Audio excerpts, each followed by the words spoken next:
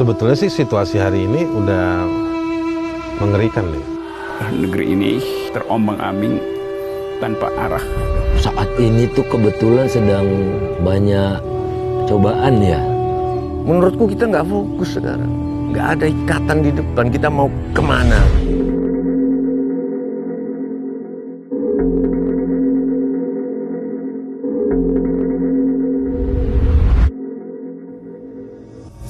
Produksi batu baranya banyak, harganya tinggi, dapat uang kita banyak.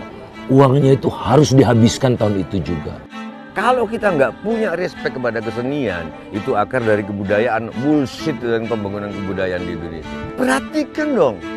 Jadi hukum itu kan dipakai sebagai alat politik, alat kekuasaan, dan hukum dipakai sebagai alat untuk memperkaya diri. Kan cuma itu yang menjengkelkan saya, bahwa orang dibatalkan potensi untuk berpikir hanya karena fanatisme pada kekuasaan itu.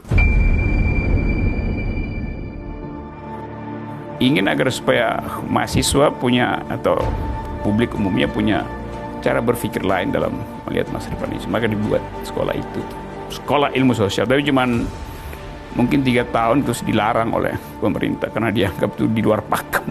Jadi kalau kondisinya semakin buruk dari sekarang, ya ekonomi kita niscaya akan terpangkas pertumbuhannya cukup besar. Jangan ngomong tentang bangsa yang besar deh. Kalau ada pramugari ngasih peragaan, keselamatan, terus kita semuanya kalau nggak baca HP. Bullshit.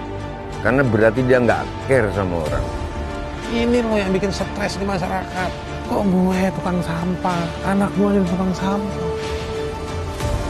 Kok dia jenderal, anaknya jenderal juga. Kok nggak bisa anak gue jadi jenderal? Kita harus bertumpu pada kekuatan utama kita yang tidak dimiliki oleh yang lain. Bikin parameter bahwa kesetaraan warga negara mendahului segala macam perbedaan. Kalau kita cari penguasa, kita harus cari manusia yang bisa bikin keputusan. Bangsa itu rekayasa, bangsa itu fiksi. Karena fiksi maka harus dirawat.